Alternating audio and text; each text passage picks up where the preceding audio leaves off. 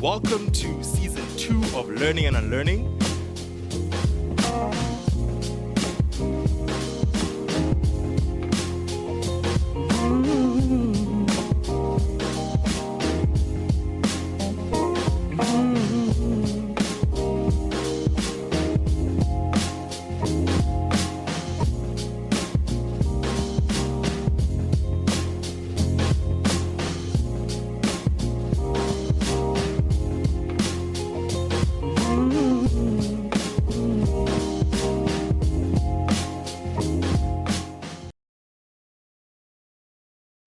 In South Africa, about 49% of all female homicides are perpetrated by their spouses. This means that of every woman that was murdered in South Africa, almost half of them were killed by their boyfriends or their husbands.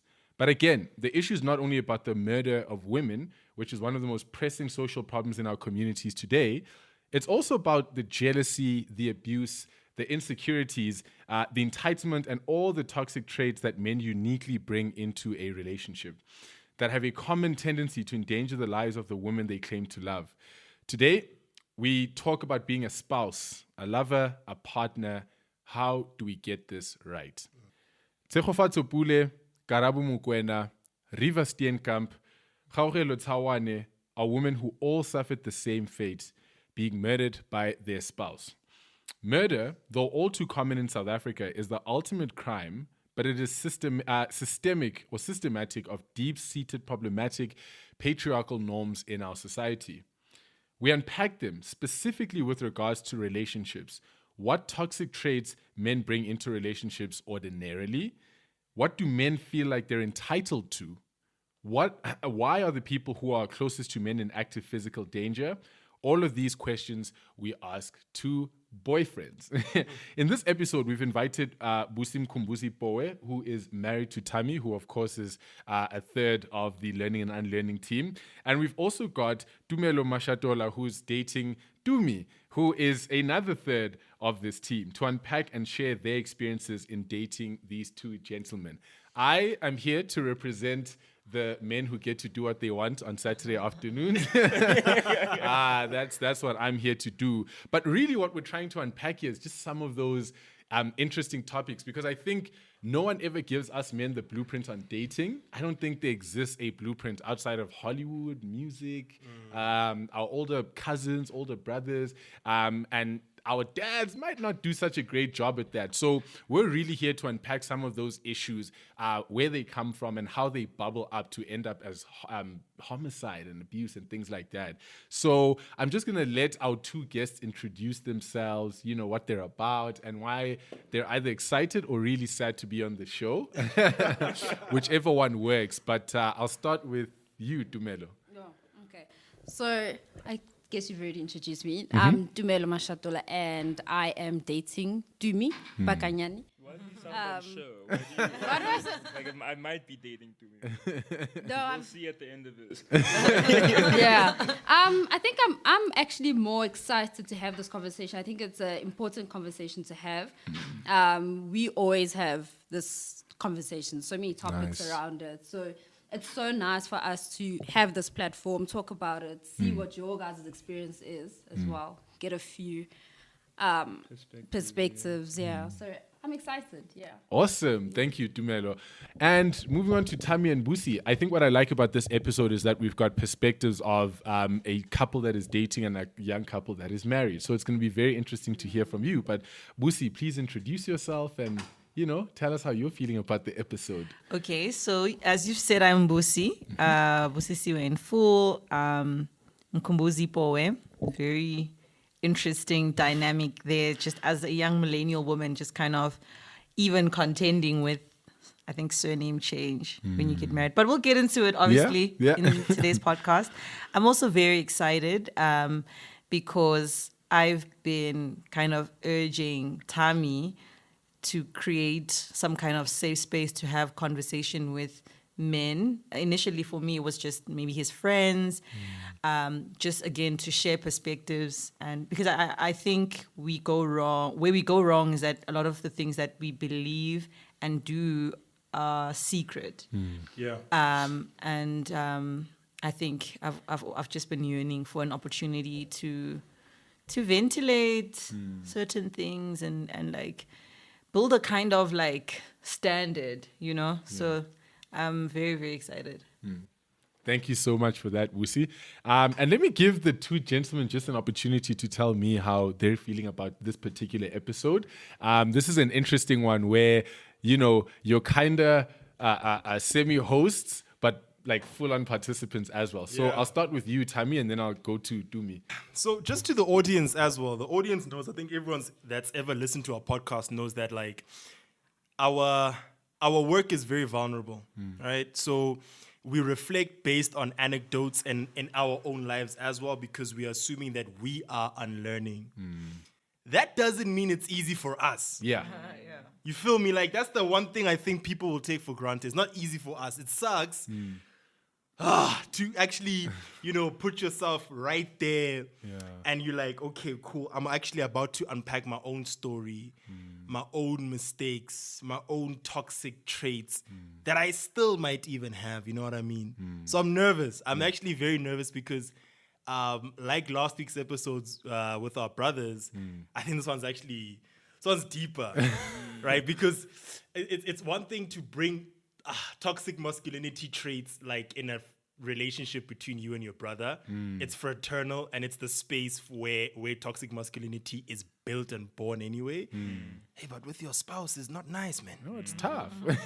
And that's the work we're doing, right? Exactly. That's as a podcast, Yeah. right? That's what we're trying to remedy. Yeah. But this is the test. This is the Are we test. doing it at home? Yeah. Dumi. Yeah. Oh wow. Okay. Yeah, it's the boss, boy. You feel me? Welcome. Yeah, this is It's the boss here. this is the Real House Husbands of Joburg reunion. Yeah, This is exactly. the scenes they didn't see. Yeah.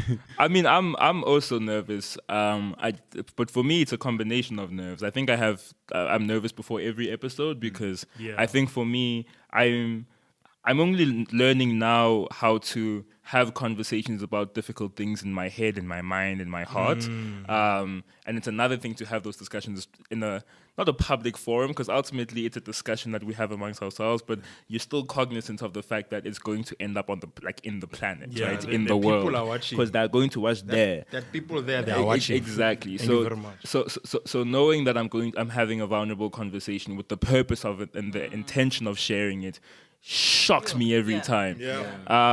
But then there's that additional nervousness that comes with the fact that the reason this podcast exists is to reframe how men relate to women, right? And like Tammy said, we've got so many like shockingly rubbish traits about ourselves that we're still trying to unlearn. And yeah, it's I'd rather not, but I mean, if we have to, sure. Thank you so much, gentlemen, for sharing that.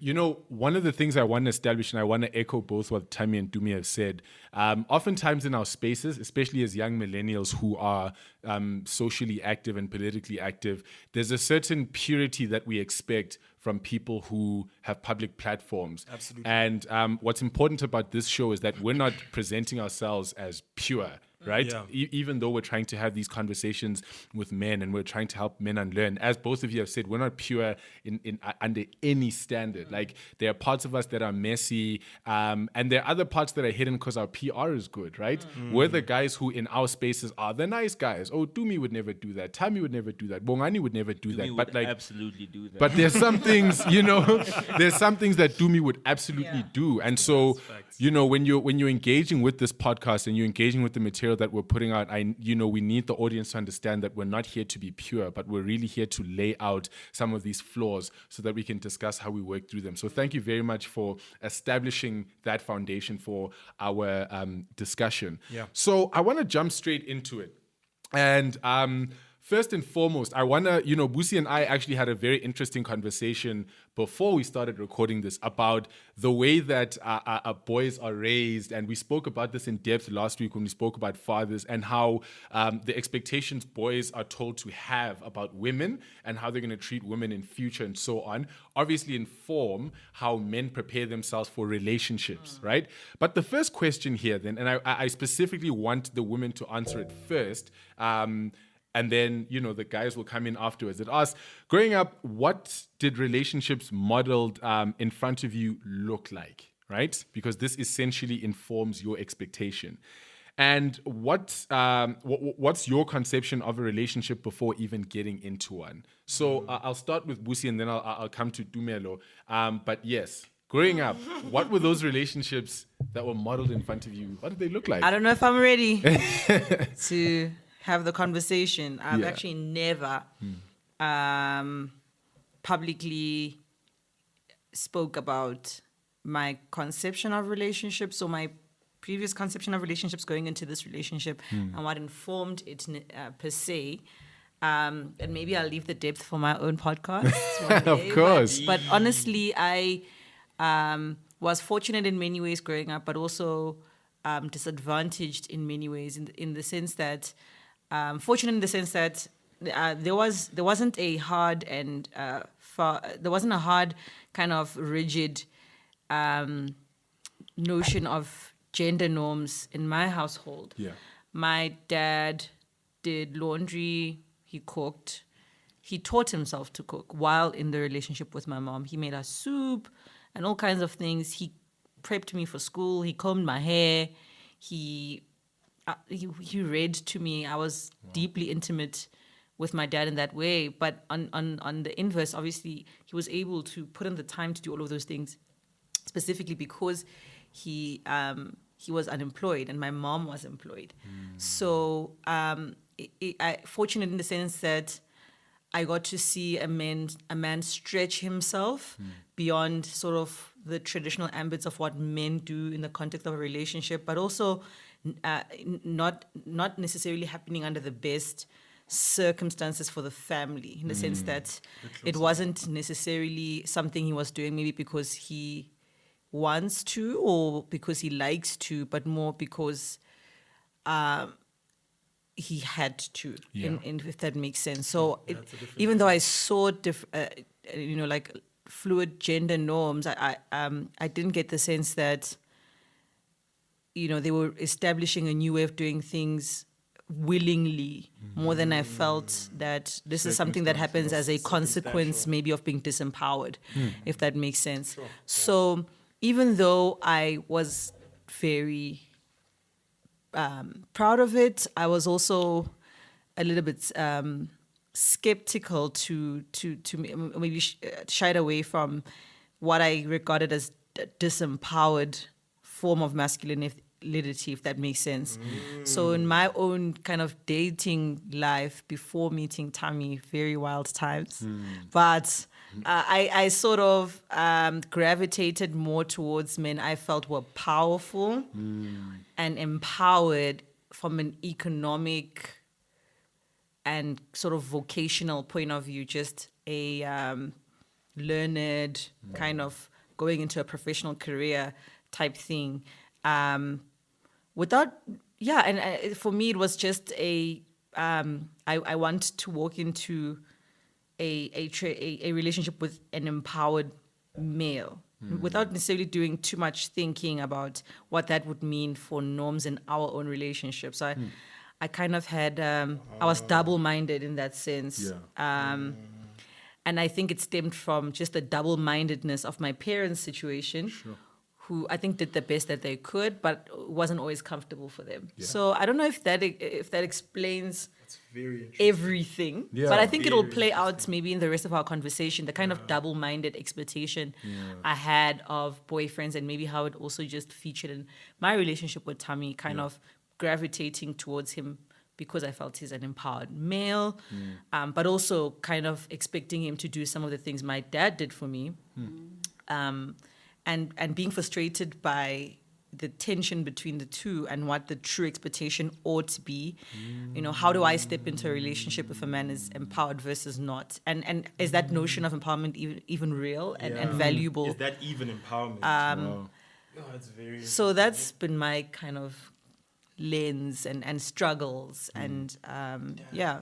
I've never heard this before, actually. Yeah. Well, okay. There we, you know, but yeah, interesting, yeah. Man, yeah. Thank you so much for going into detail about that. This is obviously a very, very vulnerable topic, but I can imagine so many people will be helped by that characterization, because our parents were the first, for most of us, the first relationship that we saw. And they weren't always intentional with the things that they did, whether it was good or bad. So even if we did learn good things from them, it might have been the result of circumstance, like you said. So how do we take those good qualities and make them more intentional? How do you read them? Thank you so much for that. Tumelo, very interested to hear from you. What were relationships modeled in front of you? What did they look like? And how did they give you an idea of what relationships should be like? So with me, as you said, my parents were definitely the first people where I learned what a relationship should supposedly look like. Yeah. My dad, growing up, my dad was the provider. So there was a lot of, they conformed to a lot of the gender roles that we now see today. My dad was the provider. He provided financially. And my mom was basically somebody that did like household. She was more household. Anything that was household related, my mom would do. So laundry, cooking, cleaning. That's what I saw. And that's when, like, that's what seemed right to me. And that's what seemed normal to me growing up. And then obviously going into like a relationship, to me is probably my first relationship. So that's something that I like expected from him going into the relationship.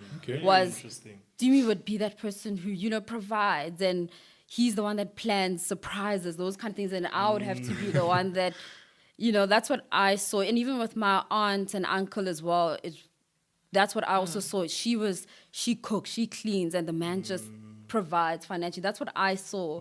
But I must admit, like, super traditional. Yeah, very, very traditional. But when my parents, like, marriage isn't perfect, and, you know, they've been going through a lot of issues recently. And I just wanted to, that's when I started to realize, even with my relationship with Dumi, like, maybe there's things that definitely need to change. Not maybe, actually. There are things that need to change, clearly. And I've just discovered that, I don't know, it's these gender roles, and that's something that I've started to question a lot. And it's something that I want to also unlearn in myself, like what I expect from Dumi, you know? But yeah, that's going into the relationship initially. That's what I had expected. Yeah. Sure. I find what you're saying so interesting because I don't want to spoil the double-mindedness topic that you're going to speak about later on. So that's all yours. But precisely what you're saying now is like our expectations come from family and media and friends and so on. So when we go into relationships, we're freestyling the whole thing, and you expect someone to be like your mom was or like your dad was, but you also kind of expect someone to be like Michael B. Jordan, but you also and dudes have those double standards. Ours are like triple standards or like quadruple standards. But it's so interesting to hear from you how, because of the way you grew up, that's why they were solidified. Like, firstly, he has to provide. Firstly, and it's so ironic because Dumi is an acts of service love language person. But I'll be interested to hear later on how you've navigated that. Alrighty, thank you so much. I think, you know, some of my reflections as well from what you know, being the resident single guy, but I think certainly I relate a lot to what you were saying just now, Dumelo, about those like, my dad was also a provider, and for him it was so important to be the provider. My mom was the one who cooked. My mom was the one who cleaned, ironed. In fact, literally on Thursday, she was rating herself, going on about, I did this with 3 kids at the same time. So so what you were saying now is similar to what I experienced. So my dad was like the provider, and that was his expectation. My mom is the one who cooked, cleaned, and the other day she was rating herself about how she did this with 3 kids and she's such a boss for doing that, which she is. I agree with her. And so for me, growing up, one of my own toxic traits was when I felt like I wasn't economically empowered, that really, really, really, really chowed me. Like it chowed me. So like the most serious relationship I ever had, funny enough, started off with vulnerability and telling the person, I don't have money. You might have to order the pizza and pay for this and pay for that. And so I think what made it strong is that from day one I was vulnerable. But the vast majority of my relationship experience started off with me wanting to perform my dad at his best, which was my dad at his richest, my dad at his, most successful, as opposed to performing me at my most lacking, And that's because that's what a relationship looked like for me growing up. You always have to be at your best, and that means economics, it means empowerment, it means this, that. And so, yeah, thank you so much for sharing that, guys. And so moving on to the second area, sort of relationships have baggage.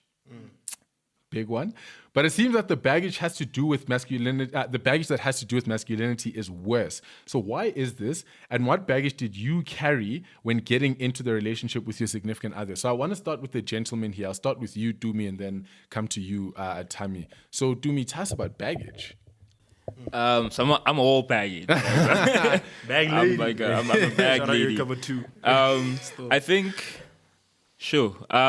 The reason I say I'm all baggage is because I guess sort of answering the first question as well a little bit. I've never seen intimacy in my entire life. I've never seen a relationship up close. The only relationships I have seen have the inherent distance of like, your uncle's relationship with your aunt and that sort of thing. And because of that, there'll always be limits to the intimacy you see. Not even just intimacy, there'll always be limits to everything you see, right? So I've never actually seen a functioning relationship up close.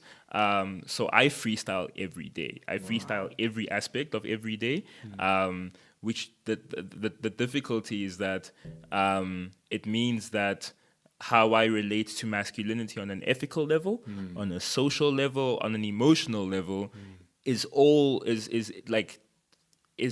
what like manifests in my relationship in very real ways, right? Because I don't get to dilute those things with my historical experience of relationships. All I have is how I relate to masculinity, and that's what manifests in my relationship. Yeah. That's it. There's nothing else to It's raw. It's raw. Yeah. Which means bad things. The bag's already over. It's a big bag, dog. It's a big bag. It's a as bags go. It's like the kind of thing where like if I were to fly with this bag, I'd have to pay like a hectic overweight charge. But yeah, I think the biggest thing is that when where you learn masculinity, and specifically in the context of relationships, is popular culture, is friends, then it means that you're learning masculinity in a romantic setting, in the context of a relationship, largely without like an ethical foundation. You're learning it with all the, I don't want to say the complexities, because sometimes shitty things are just shitty. Yeah, and they're not complex. And they're not complex. They're just rubbish. But yeah, so it means that all of I guess the good things that might flow from masculinity are generally not there. So that has defined my relationship with women in general. I think to a large extent I've viewed women as consumable things. For a really, really long time. I've still got like so many exes I need to apologize to for all sorts of things. But yeah, it's meant that 50 Cent's been my it means candy shop is where I learned is where I learned to relate to women. Which is honest though. Which is really, really scary. Shout out Lloyd Banks. Shout out what you know about Lloyd Banks. I think I said that exact thing in the previous episode. Here we don't know anything. We don't know nothing about Lloyd Banks. But yeah, so that it just means that the baggage I carry is tempered and formed by all of the worst things in the world. Because those things are like the reason why they would come and form your conception of masculinity Sure. because those things look good. Yeah. They look so dope, right? They fun. look insane. They look exactly like they look like a dream. Yeah. And yeah, that's ultimately how my life works. Yeah. Every like those like traditional masculine norms are things that I've imbibed, things that I use to value myself as a person, as a partner, all of those things. And when I don't have the ability to meet those standards, then generally in previous relationships, including this one now, has meant that like we run into difficulty when I can't enforce financial dominance, when I can't lead my partner, or all of those things. So yeah, it's been a process. Thank you for that. Thank you. Tammy, baggage. Yeah. Hella baggage. And you know what's the thing about a man like me, bro? That's the problem with like men like me, bro. Like I think it's back to PR. I'm like, yeah, man. I'm not that bad. I'm not a bad guy. You know what I mean? I was raised pretty well, you know, like you, mom and dad, blah, blah. You know, I always thought that kesha for more life until we started engaging the content around masculinity. Until, remember that first episode we had? The first day you realized that you're sexist. Yeah. Until that moment. Yeah. I then I was like, actually, I've got a lot of baggage. That's really, really terrible. I think in the first instance, I think I also grew up maybe in a semi-traditional household in the sense that, yes, my dad would be the traditional leader and patriarch of the home, right? And his manhood largely would be tethered towards that leading the household, right? And so every time I'd conceptualize myself as a partner, I'm conceptualizing myself as the best possible version of a leader in the household under all circumstances, making most of the, if not all, of the integral executive decisions that have to do with the relationship, you know, and all those kinds of things. And I don't want to say without consultation, but without much accountability, right? So that was me conceiving of a relationship at best. Yeah. Like that was the best version of me conceiving myself being in a relationship. By the time I get into the space, I should be empowered from a career perspective. I should be, you know, reaching the goals that I want to be reaching so that I can, one, attract the best possible woman, right? Which is also a thing, right? Absolutely. Going back to seeing women as consumables, get the best one, right? Yeah. One, but two, lead the best household as a result of that. That's me at my best, right? Then me at my worst is what Dumi was saying. All the gag from G Unit, all the gag from all the media we used to consume as boys, right? Because I'm not gonna act like I saw those things modeled in front of me, like really toxic traits of masculinity. You know, I don't know, like, geez, bufebe and all those kinds of things. You know what I'm saying? Like treating women badly and those things, and breaking women's hearts. And I never glorifying it. I never saw that in the house. Come on, I've never seen that in anywhere in my family. Literally anywhere in my family. But I saw it in the media, and I saw it as. And I used to have a very toxic thing. I'm a very ambitious guy in general. Yeah. So I'll be like, hey, man, maybe I got that Bill Clinton, dog. You know what I mean? Yeah, maybe, I'm not the only one. You know what I mean? Yeah. You know what I mean? Like, yo, that's what I got. That's my weakness. You feel me? But like, Isn't he sick? Yeah, He's got Bill Clinton. Yeah, I got that Bill Clinton. You know what I mean? So it's again. I was just dwelling on the absurdity. But do you see how toxic that is? Do you see how toxic that is? Where you're able to kind of mix like really virtuous traits like ambition and like, you know, all these things, right? And then you're mixing it with like terrible vices Yes. that are justifiable because they are affirmed by an entire patriarchal structure. Yeah. So And I by am people allowed, you look up to. and by people I look up to, for goodness sake, right? Yeah. So I feel like I am allowed to be in the space to do these things, and get away with these things because I'm like, people like me can get away with these things, dog. Do you see what I mean? And then by the time I started engaging in I think I'll probably say around Roads Must Fall. By the time I started really engaging in feminist politics, is where all of that stuff started to unravel. Right? Not to say that like I learned myself immediately like, I'm toxic, but I started getting really, really attracted to feminist women subconsciously. Yeah. Why? Because they're freeing. Because they're freeing, dude. Right? But I didn't know that still. I still didn't know that. My grandmother, my mother's mother, I'd say maybe without her ever having said it, was like a feminist, staunch, really, really strong woman. And for all intents and purposes, had a very large presence in the household, right? Although traditionally, I think my grandfather was still seen as the leader of the household, her presence was felt regardless, right? Same with my mom, actually. You know what I mean? And I never gave her credit for that. Do you see what I'm saying?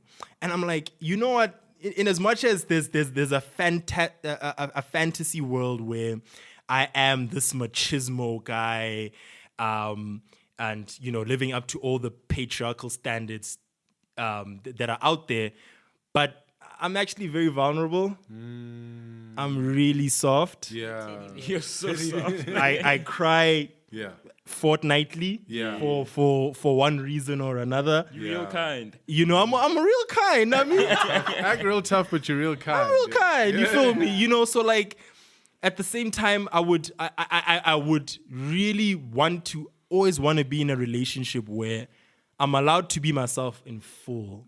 So I love hard. You know what I mean? It's cool to be a cool G unit nigga, but like, I write a poem for your girl, dog. You feel me? So I was struggling with my own identity though, still. Yeah. And I think by the time I met Boosie,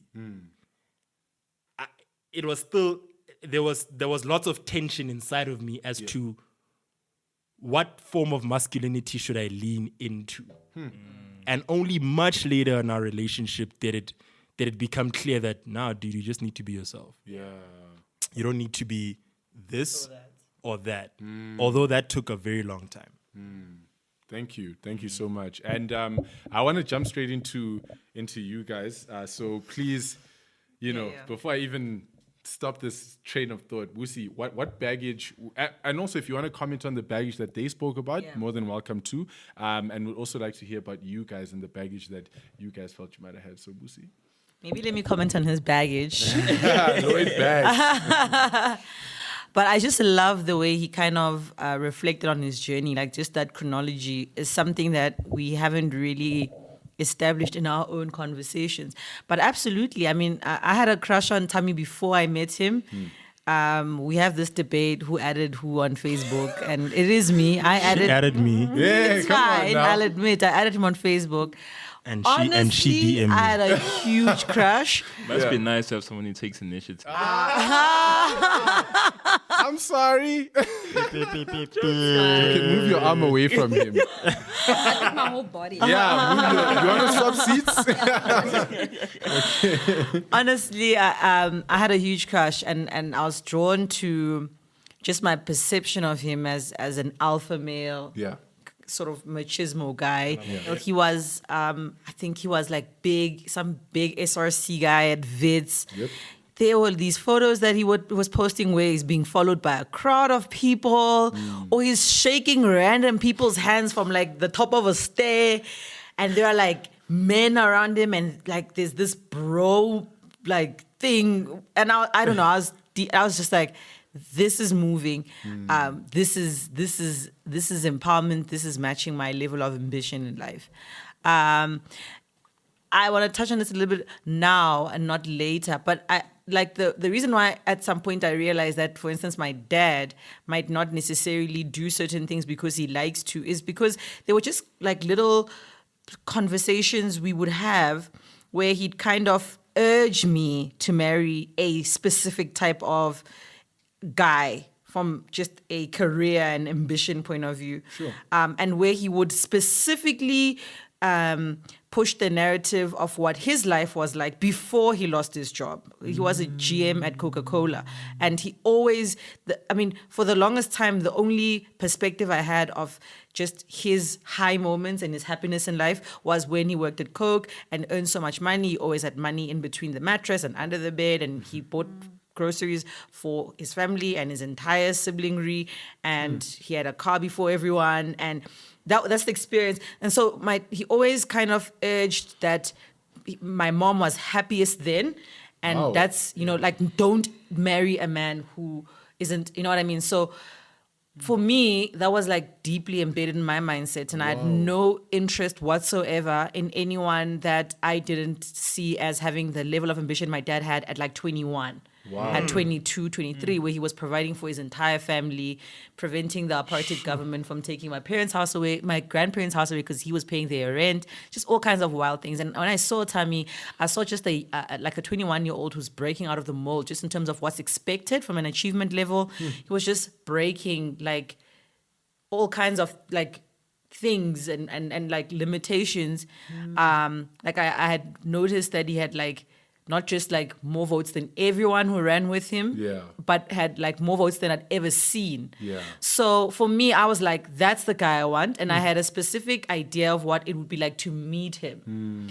I met him, and he was that for the first few dates.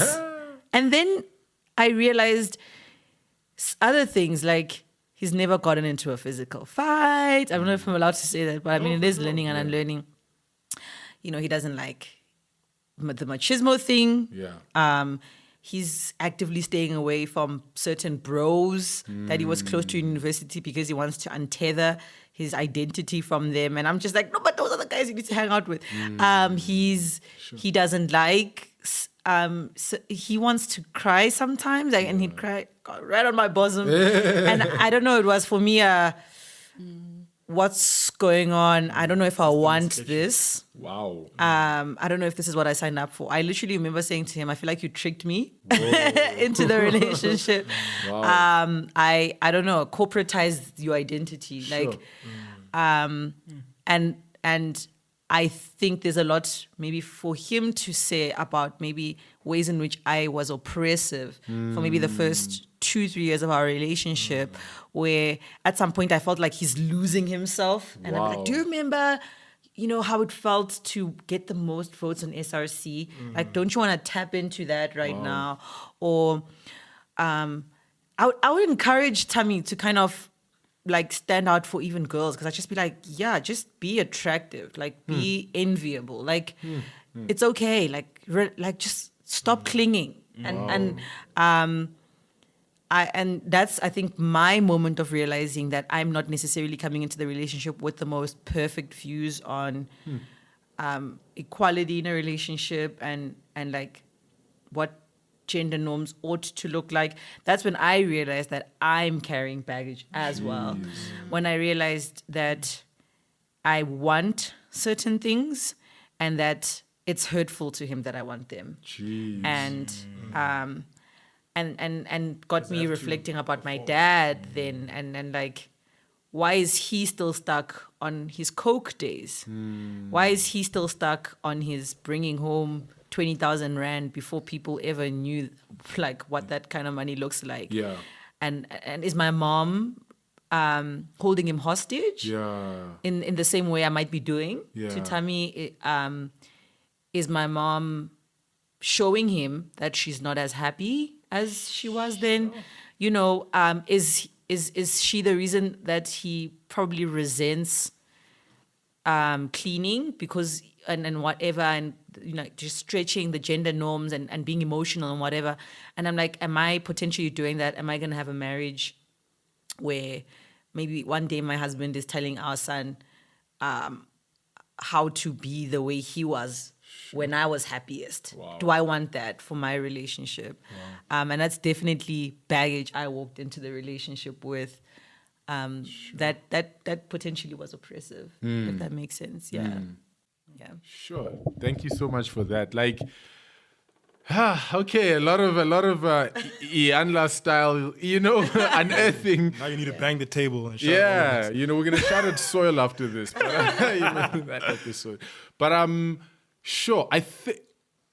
I'm at a loss for words because I'm listening to you guys really reckon with the things that, last week we were talking about this in our conversation about fatherhood, about what it takes to reckon. Does it take a crisis for people to reckon, or can it be a gradual process? Yeah. And what I'm realizing with relationships is that it's a gradual process because it's a partnership. Unlike with our dads and boys where it's like hierarchy, in a relationship, it can be a process that doesn't have to stem from a bad crisis, So I'm really, really hearing that coming out of you guys. Not to say that there haven't been crises, but it's to say that it's been a better process than with our parents, because it's inherently a partnership and not necessarily a hierarchy. So I'm on the positive. I think I'm really hearing that. Dumelo, baggage, please do share. Baggage. Okay, first of all, I think the way you guys met was super cute because I met Dumi we were in grade 7. I don't know if he's told you that story. I hated him. Oh, wow. Let me tell you, I hated him. The only reason why I spoke to him was because I had short hair. I think he had short hair. And then, like our teacher, we had the same name. So like, oh, Dumi, meet this other Dumi. But I hated him. I've hated him since. So I remember when we got it. We're here now. Yeah, we're here now, which is cute. Dumi, let her finish. I want to hear this. What was the hairstyle? No, we both had short. Yeah. Sure. I'm actually struggling to answer this question, like what baggage I brought into the relationship. I think. Could we count expectations as baggage? Absolutely. Right? Because I think that's what they Busi baggage. Oh, I was also saying, right. So for me, so when I got into this relationship again, like I said, I always expected the man to be a provider. And something that I was very attracted to about Dumi was how he acted as a big brother and how in his family he was like they always. Whenever something was needed in the household, they'd always be like, "Do me," your mom, "Do me," and then your brother needs something, it's always "Do me," and I was like, Dumi's mom. For those of you who've never met her, that's a brilliant. Yeah, and immediately I was attracted to that. Wow. And like obviously from that, I was always like, okay, Dumi is going to be, this person. And he was. He definitely is, even till today. And I guess that's the baggage. It's a difficult question. It is. It's not an easy question. Yeah. But I suppose, that's the baggage I brought on. And then I think I gave him all that pressure as well. And how has it changed? How has it changed? I think how it's changed. What do you expect of me now? What do I expect? So this is something that we've dealt with together. I think it mostly came from what I had to unlearn. I think one of the big things was, honestly, gender roles bother me a lot. Yeah. Okay. They really do. And I see it with my family, and I was like, no, but why can't I be the person who provides? Like, what stops me from doing that? Yeah. Why can't I be the person who cleans my own car? Because I actually like doing stuff like that. Wow. And I remember my dad growing up, I would always be the person, I want to fix things. I want to, clean my own car, that kind of thing. And he would look at me and be like, girls don't do that. Wow. So I think as we were in this relationship, we evolved and that kind of thing. Our gender roles, I just always try to be...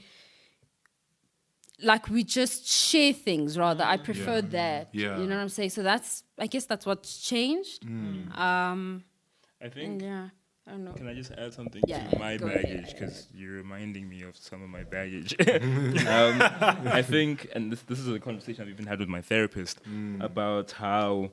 Shout out therapy. Shout out therapy. Yeah, all right. Damn. But one of the things I've been working through with my therapist is the idea of not having your needs met, and how, without like any undue criticism to my mother was a single mother. I was raised by a single mother and my grandmother, because my mother ran elections and observed elections on the continent and that sort of thing, would leave for like 2 weeks at a time, and she'd try to prepare me and that sort of thing. But I think I know what it feels like to not have your needs met, and my biggest fear, the what defines me in my relationship, is that I refuse, I cannot, and I'd rather not be in a relationship than be a partner who cannot meet my partner's needs. And now, like, Tumi speaks about how, like, she's incredibly patient, right? So I think in her expecting what she might have expected of me in the beginning of our relationship, and learning that I either don't have the will to meet those expectations, or I don't have the capacity to meet those expectations, despite wanting to, right? I think she's been really, really like patient with that, but I think something that I still struggle with to this day is my, not just my ability to contribute equitably to our relationship, to the operational, like, details of our relationship, but the fear that she's going to have a need one day that I can't meet. Yeah. Yeah. Sure. Yeah. Wow. All right. Thank you so much for sharing that, guys. I think baggage is a convo, and it's, there's so many episodes that we're doing that deserve a part 2. Yeah. And I think baggage is one of those things that we can really, really get into quite deeply. But yeah, I mean, if I could share some of mine as well, I think in the past, I relate to every single thing that everyone said here. I think primarily it always starts with family. And I think we as young people often underestimate just the importance of a strong family foundation, or even what a weak one can do to us, right? Like, these characteristics aren't aboriginal. They don't come out of nowhere. They come out of the fact that the people we look up to behaved like this, and so on. And I really relate strongly with Tumi's point on not being able to particularly meet my partner's needs at some point in time. I've been in many situations where and again, good PR. I don't think there's anyone in my family or friend circle that thinks there's a single relationship of mine that ended because of me. Everyone thinks Bongani's too good for that. Like, they probably ended because of the other person. The other person was probably being selfish, prideful, and so on. But, like, if they had a platform, the things they would say about me are pretty damning. And as time has gone on, I've been able to reflect on that. And I think at the core of my baggage also has to do with this idea that, like, if I'm not able to provide, I retreat. And it's so interesting because I had this chat with my dad about 2 years ago when he and I were reckoning about a couple of things in our lives. And it was such an incredible chat because that was the first chat we had as equals. And he said, my biggest mistake as a father is that when I couldn't provide, when I wasn't at my optimal, I retreated. And I'm like, dude, that's 90% of the issues in our family is you retreated. And we thought you retreated because you weren't interested, but you were retreating because you didn't feel sufficient enough. And so that was the baggage that, and without, like, it's so weird because Busi would always point out, like, when I do things, she's like, man, you're behaving like your dad. Man, you're behaving like what your dad sounds like. I was like, no, I'm not. But, like, when I reckoned with it, I was like, especially when he communicated, I was like, dude, that's exactly how I feel. I retreat. And so there probably are, like, former partners of mine out there whose biggest complaint about Bongani is just that he retreated too much. And to this day, I don't know why he retreated in this scenario, why he retreated in that scenario, and why he ultimately broke up with me. Like, that's just, those questions are probably not even answered to those people. And I think that's the baggage that I walked into those relationships with. It's just, not being able to reckon with why I retreat. And the older I've gotten, I've realized it's just from that inability to provide and the fear that if I can't provide, I shouldn't communicate. I should do my thing. They should accommodate my mood swings and things like that. It also manifested in my friendships where for a very long time, in fact, until we did group therapy about 2 years ago, I didn't realize how averse I was to conflict. And remember, conflict isn't a bad thing. Conflict is an amazing thing. You have to be able to deal with conflict in a mature manner. But until we did that group therapy session, our therapist did this really cool illustration of our inner child, our inner parent, and our inner grown-up.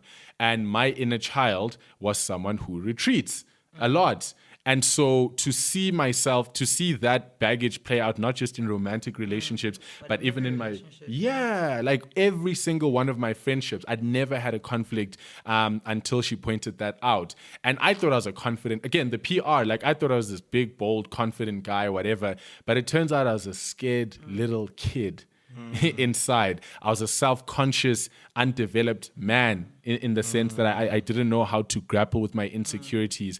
And yeah, if I had to use one word to describe my baggage, it's retreating. I always stepped back. And I think it's something that I've tried to work on over the last 2 years in my friendships. And it's something that I hope to do really, really well in future. Is just deal with conflict, man. Regardless of how I'm feeling, if I'm feeling successful, if I'm not feeling so great, I have to be able to deal with that conflict. So yeah, thank you so much. Can I say something else about baggage? Absolutely. So what I'm finding interesting in all our stories, and this is probably a very common feature for every relationship in general, I think what really makes relationships toxic is our conceptions, like our preconceived notions and ideas about what we want a relationship to look like or how we want our partners to perform. And I think both Busi and I are guilty of that, right? Again, it's a toxic, it's a cycle, it's a whirlpool. Many things are moving at the same time. Yeah. What's moving? So the first thing that's moving is that you as the guy, you coming into the relationship expecting to lead. Yeah. Expecting to provide. Because And there's if you can't, you'll make her smaller than you. Exactly. Because there are many virtues, societal virtues attached to leading, providing, protecting, blah, blah, blah, blah, blah, blah, right? Yeah. That's the first thing. And it also means that in some instances, women also would expect that of the men they're getting into the relationship to, but at the same time, realize how oppressive those notions are to them. Do you see what I'm saying? So like even when you're in the environment, so Busi would be like, yeah, but like that charisma though, that machismo, where is it, right? And in my mind, I'm like, yeah, I need to tap into it right now because I'm losing her. Yeah. Oh, shoot. You know what I mean? I need to tap into that, like that machismo energy. I need to tap into that.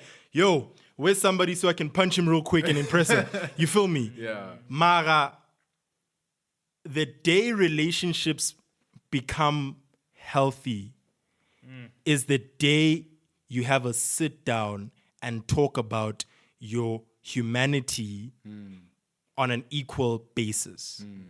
This is who I am as a human being. I'm all of the things that you think I am at the same time. Yeah. Right? I am charismatic F, right? I am ingenuitive, I am this, I am this, I am that. Yeah. But also, right, I am also vulnerable, Yeah. and I'm also this. So you can meet all of those things at the same time. Wow. Same with Busi. You see what I'm saying?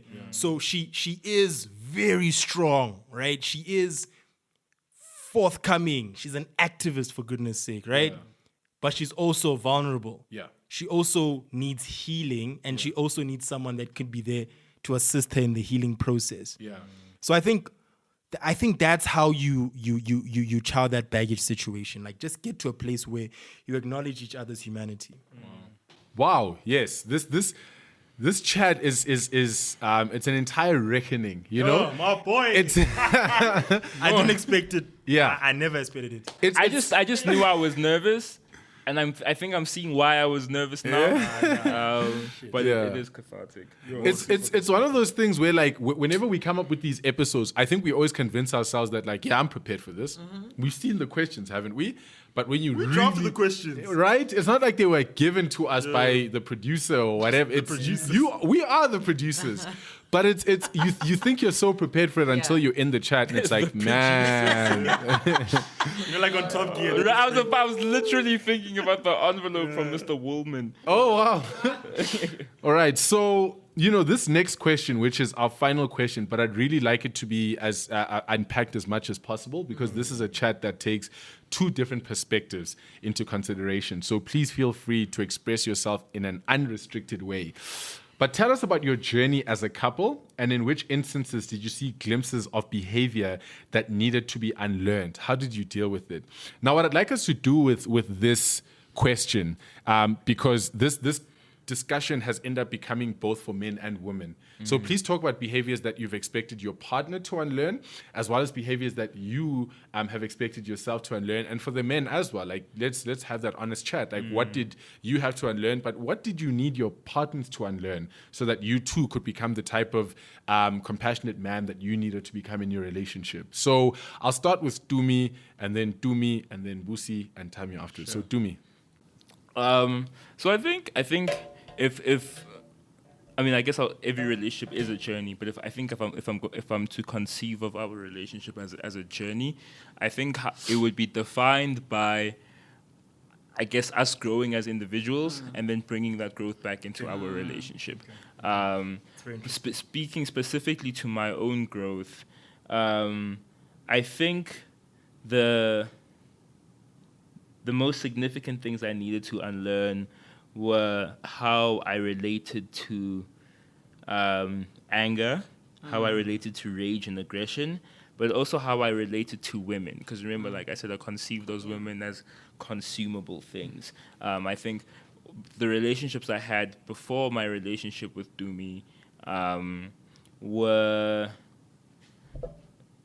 I guess, relationships where to some degree I caused my partner's pain, but I think I valued and enjoyed the pain I caused them.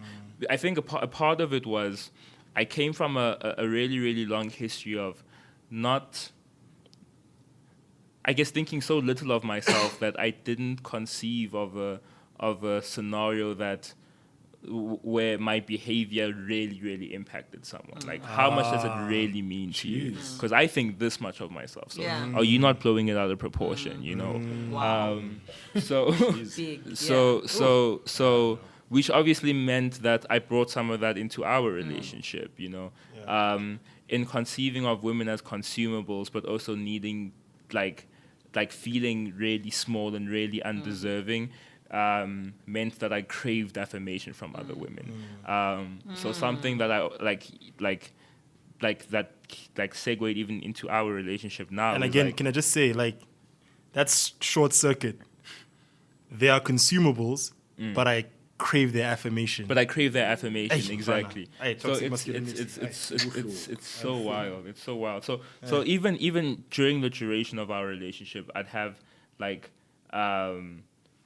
conversations with women where I'd have conversations with women where I cross boundaries, right? Where inappropriate conversations with women because I'm craving their affirmation, you know? And so it's just been a journey of but at the same time, I'm also like, this person chooses me every day. What's wrong with her? You know what I mean? So it's wild. It's right.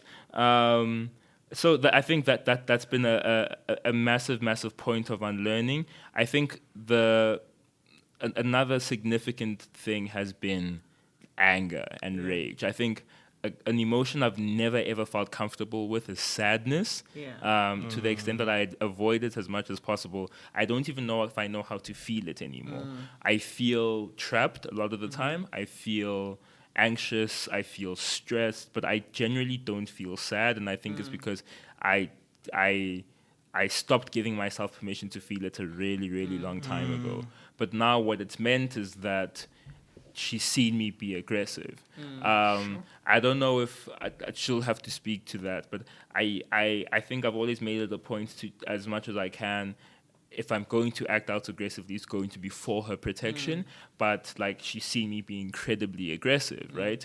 And I think a part of me understood that to be something that she wanted from a male partner, right? Because I even now, with all of the unlearning I've done, I do consider myself responsible for her protection and her safety. And I don't think that's going to go anywhere, right? Yeah, it's very fair. So, but that like played out in really, really violent ways. I think it all comes down to thinking very, very little of yourself, right? Remember when I first got to Wits, I was like this 50 kg scrawny guy with a big head, and I think that You were not Dax, my bro. I was not Dax. Nah, not at all. Even Jim, bro. Even Jim. Right. So I think that Yes, that you sort did. of defined how I viewed myself as I didn't even think I'd call myself a man. Like even today, calling myself a man feels That's weird. heavy. You know what I That's mean? so It's- interesting. it feels like a weird descriptor to use for myself, right? And again, it's external. And like it's all because external.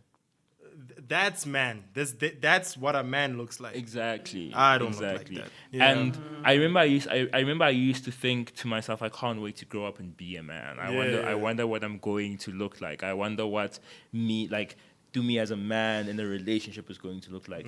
Do me as a man like as a father is going to look like. I used to really, really desperately want to know what all of those things would look like.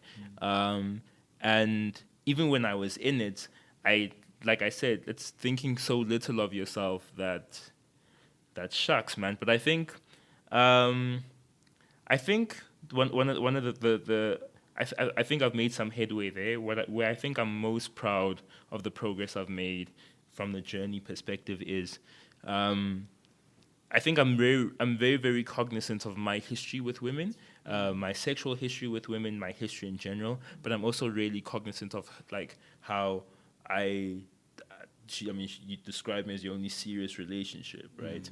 And I think because of that, I've always felt a sense of possession over her. Yeah. You know what I mean? I've always felt incredibly... So, like, while I'm craving affirmation from other women, so if another woman calls me attractive or something like that, or I'll have a flirtatious interaction with somebody else, Jeez. if she dares looks at somebody for too long, or she, you know what I mean, I just incredibly... There was this one time where she went out with her friends, right?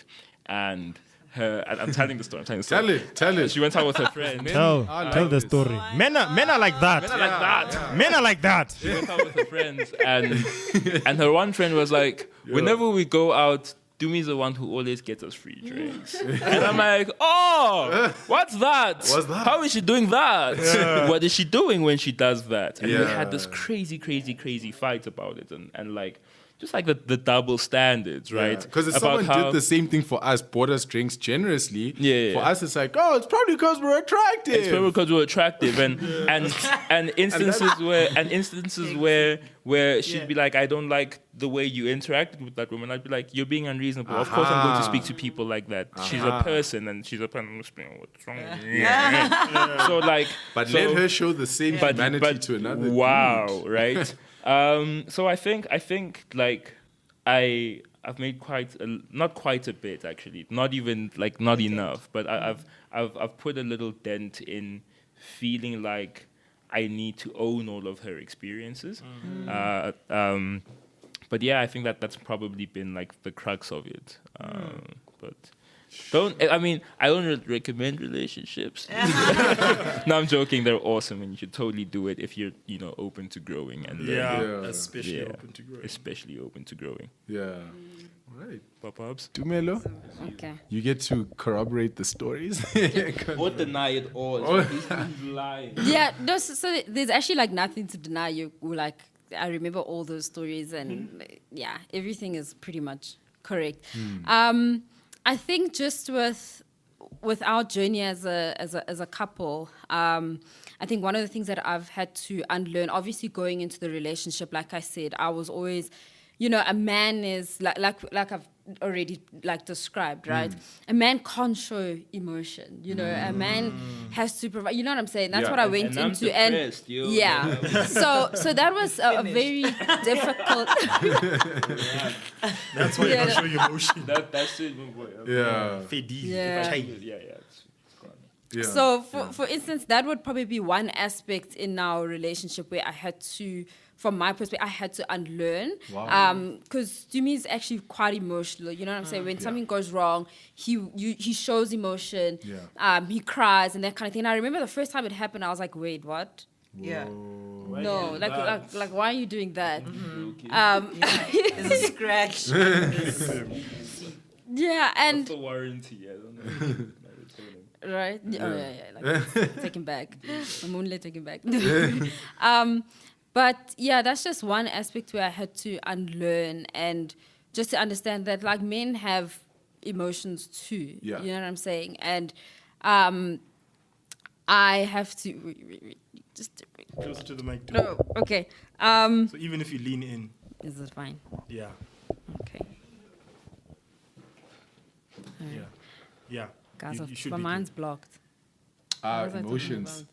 Yes, talk about Emotions. emotions. Men are allowed to feel emotions. Oh, yeah. So basically, yeah, men are allowed to feel emotions. And that's basically where, that's one aspect where I feel like, I think I've done better. I don't know if you agree. That like, Yeah, no, of course. like I'm way more understanding. I'm way more patient from that perspective. The other thing that I think we've struggled with, and I think we've gotten quite better with is obviously we have earning discrepancies. Yeah. And that's something that a lot of people also point out. It's like, oh, you're the doctor, you earn way more.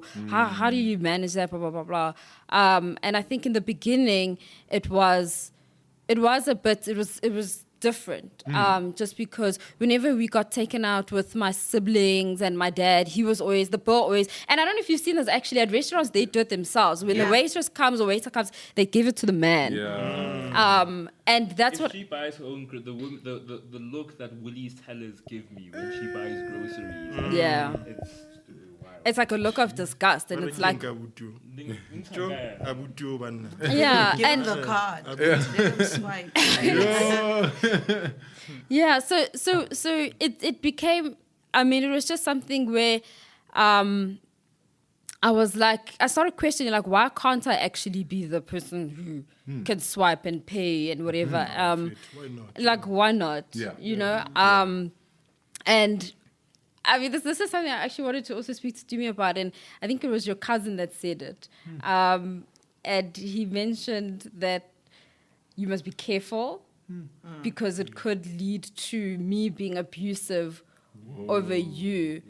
And that's something that I'm always so worried about, that maybe to me, you know, when I'm paying for half of the bill or when I'm paying for groceries here and there, it's just something that I worry about, and it's something that I always try to keep in mind, that I'm not oppressive, and I'm not, you know, like I don't mind paying anymore. Yeah. Like, And you should actually feel yeah, guilt. like But I the should. thing is, So the it makes structure. you- People must eat. Yeah, exactly. But the structure says, like, Dumi's cousin probably said that to him because, yeah, but you must abuse her, man. You must have access to abuse her. Do you understand?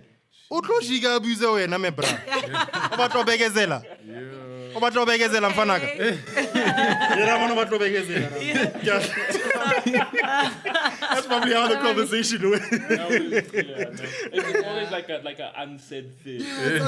Or said, eh? Yeah. Sometimes it's No, said. I think sometimes it is.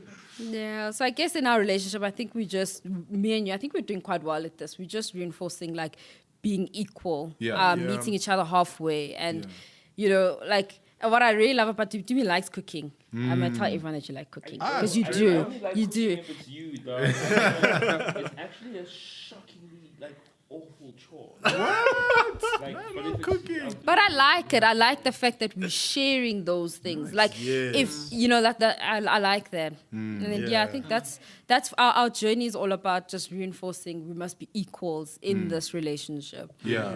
And then, Yeah, I think before I move on to you guys, I think the one theme that you've shared and emphasized quite strongly, and that I think the audience should really... it's funny because we spoke about this with our brothers last week, but man, sharing, you know? Just like the ability to share responsibility, to share your things is the first step to vulnerability. Just that because again, where our toxic traits as men comes from is that we don't want to share anything. We want to dispense everything.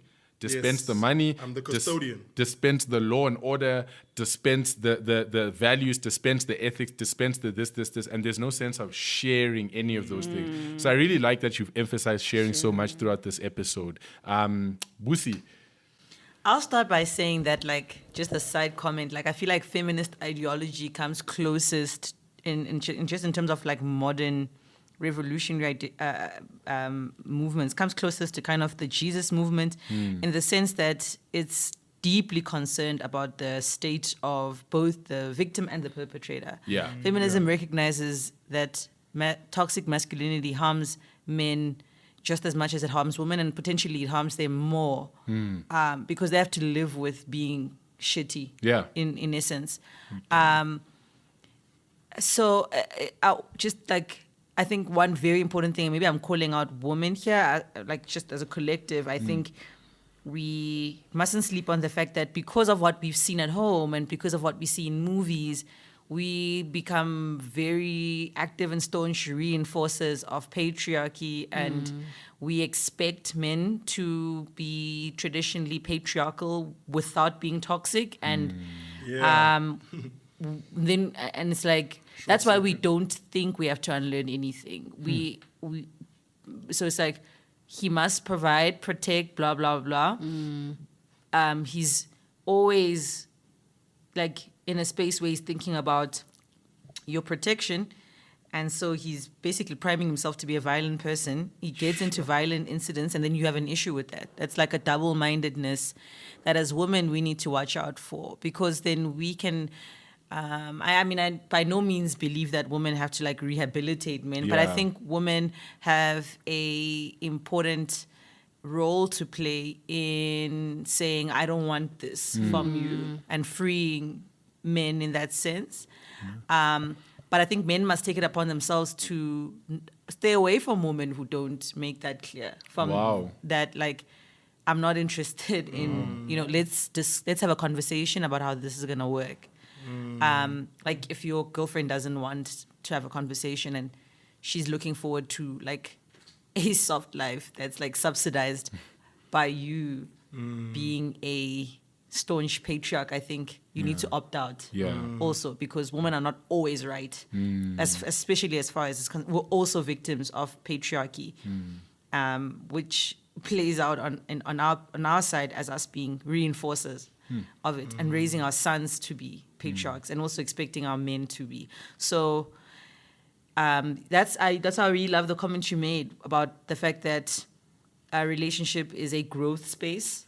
But it's only a growth space if you're willing to have a conversation about what the relationship needs to look like for the both of you. And I love that about like what Dumelo keeps saying over and over again, that they have conversations about how is this relationship going to work for us. One question I definitely have for them, I think the answer is also just going to help Tammy and I, because Tammy and I also have like robust conversations about what our relationship needs to look like.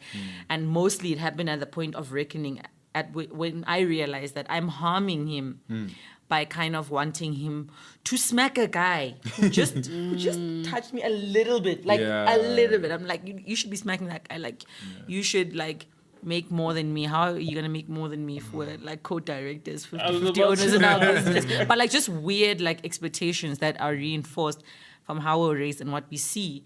But how do you like protect those decisions that you make as soon as like you exit your room and you have to interact with parents, in-laws, relatives, friends?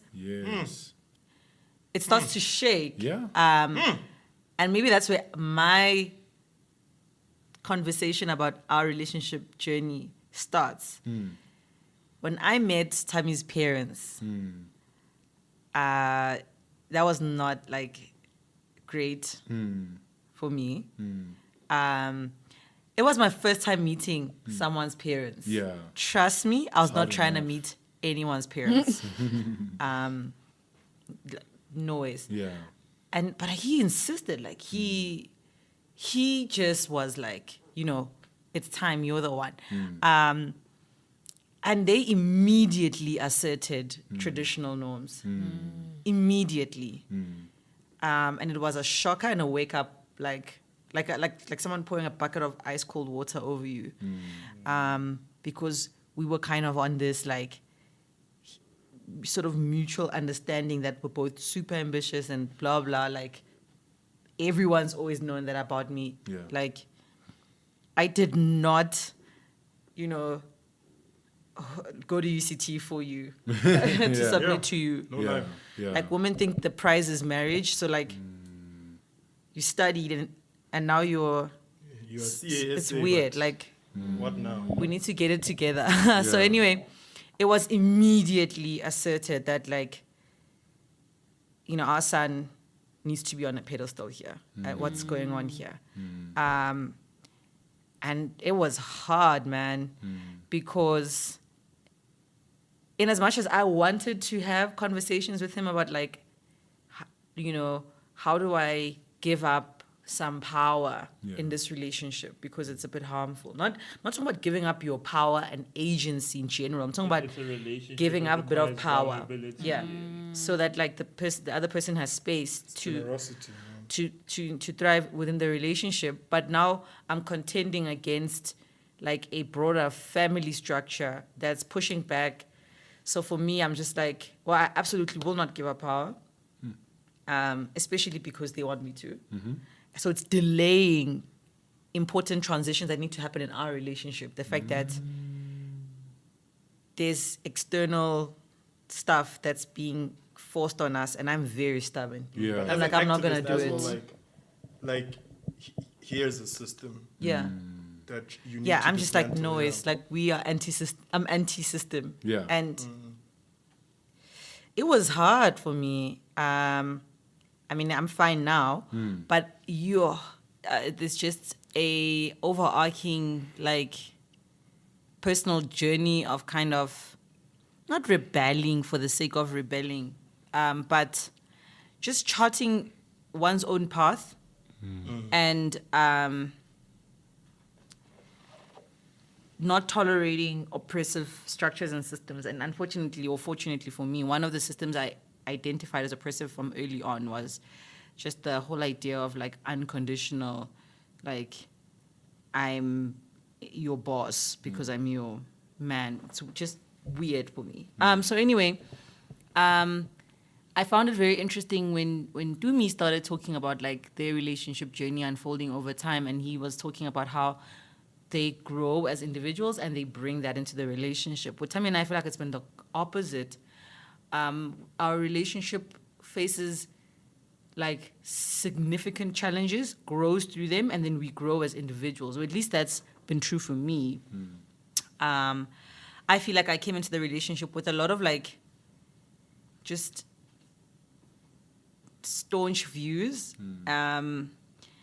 a little bit of rigidity, a little bit of also maybe insecurity, a little bit of pride, or a lot of pride. A lot of Just some of that. a lot of This much. a lot of pride, a lot of and then there was obviously the whole family dynamic thing, kind of creating a little bit of resistance on my side and a bit of a reason to hold on to my views, even the negative ones. So Because if I may, like, pride, for example, right? If I can go deep into that one. no, you're not allowed. No, way. No, man. I'm talking about it systematically. Right? Pride is resistance. Yeah. Right? It's again, you can Wow. attach it to your dignity. You So can only attach it. You can only attach it to a dignity. In fact, it is birthed out of the need to preserve your dignity. Yeah. And so if you feel like you are fighting an oppressive structure, you need to lean into the posture of pride Yeah. in order for you to survive that resistance. Yeah. So I'm not... It fuels the fight. Yeah. It fuels the fight, but the toxicity is, it fuels the fight against that oppressive system. But while it's doing its job in that regard, it's damaging you further and deteriorating your total personality. Absolutely. Yeah. So many things are toxic out here, dude. Yeah. So, yeah, I think at that point, then a lot of things were just going wrong. Especially in my, like, individual space. There was just a refusal to grow out of certain things. I wasn't necessarily kind of saying to Tammy, like, adapt or die type thing, but it was more a take it or leave it. Yeah. Yeah, and then it's like, wow, I really love him, and we, like, have to overcome it. And by overcoming it, I'd have to repent from like a devious trait, and that's how I would grow as an individual. Yeah. So in that way, I can also say maybe I'm very tethered to Tammy. Yeah. And attached, not in like a toxic way, but in just like this really is my growth arena. Yeah. Because every challenge we overcome, I really grow, and my friends get to experience a more refreshing Busi. My family gets to experience a more refreshing Busi, and I myself get to heal certain aspects of my being that I might necessarily not have seen as toxic in the past, for example. It's very difficult to be a strong woman and to not oppress people. Like, I think what Tumelo was saying, like, we kind of slept on it a little bit. Like, that it is true that there are women who make more and who oppress because of that. And it's not because it's inherent in women to oppress you if they make more. It's just a power thing in society. It's inherent in power. And because we associate also the 'cause they've person seen it buying happening with to other power, women as well. that's what happens. So as a guy, you kind of retreat and she leads in a toxic, dangerous way, if that makes sense. It's very difficult to find a balance. And in any instance, even when a man feels empowered to lead because they've got money, That's a problem. it is always toxic. So, Kore, again, it works out equally. Yeah. But the one that bears the brunt the most, even if they're empowered financially, is the woman. Yeah. Because one day the man will snap back and say, now I remember my man. Will cheat on you and do weird things. You know, That's those what kinds like of things. Yeah. those, like societal narratives look like. Yeah. Like she makes more. She snaps a bit more. She's a little bit weird, and you cheat. Like, so there's just cycles that we allow by not having the most vulnerable conversations about how we want to show up in our relationships. But I think another difficult part for me, like I've already said, was just the externalities, man. Yeah. Just for me, we would make resolutions internally, and then the next day there's pushback from a very important person in our lives, for instance, and I'll push back against our internal resolution. Yeah. Because for me, it's like I'd rather opt out of the entire thing. Yeah. So maybe like the biggest lesson that's come out of this for me is like this institution is the most paramount one in my life. And I've had to like say that for it to be real and true, and for there to be less room for external parties to impact us too much. Yeah. Like if we had a fight with maybe his family before, maybe one of my friends or whatever, it would really affect our flow. Yeah. But we really started to find our feet now. But like I said, I think I've been toxic. Yeah. Definitely. I've wanted Tammy to get into a fight, like just fight, like just fight once. If there's danger If against nothing me and else, Maru, then to prove to me that you can. Yeah. Somebody come through. Dog. can you just show Trying me? to pout right now. Yeah, I'd be like, oh, jeez, dude. Yeah. You know, sometimes, just weird things as women that we need to watch out for, like, oh, Tammy, oh, jeez, come on, just, man up. Yeah. And it's like, what does manning up mean as a consequence for me? You know? But I'm glad he's held his own through most things. Yeah.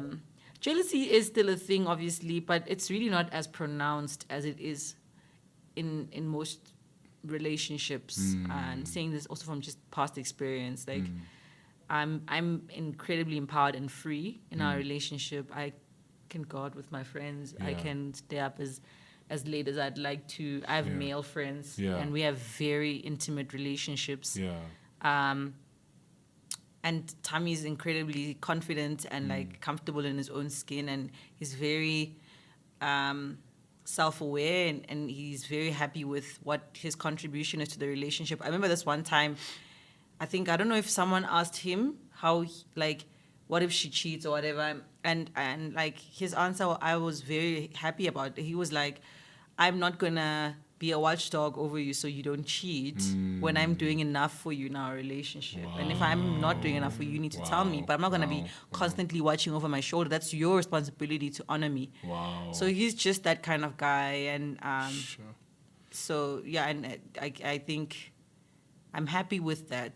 So most of our issues haven't necessarily been Tammy coming into the relationship and being vile or blah, blah. It's been maybe sometimes expecting it, hoping for it, waiting for it to emerge and wondering why. Yeah. And then maybe the external stuff as well. But sometimes I feel like people are telling him secretly, like, yo, she's too powerful.